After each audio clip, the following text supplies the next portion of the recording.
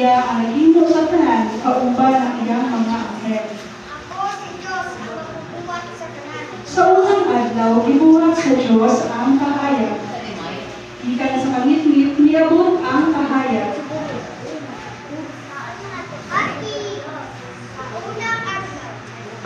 Sa unang adlaw, nilalang ni Dios ang kahayag. Gibulag niya ang kahayag gikan sa kangit-ngit. Sa kadulang adlaw, gibuhat ni Dios ang langit. Sa ikatulong nga adlaw, gibuhat ni Dios ang yuta ug ang mga kadagatan ug gibuhat niya ang kanang mga tanong.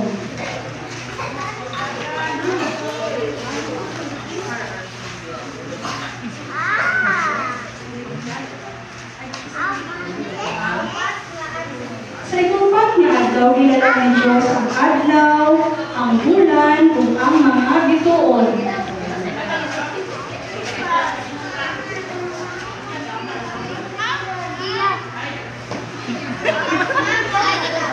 Sa ikalima nga adlaw, gilala ni Dios ang mga isda sa kadagatan ug ang mga langgam sa langit.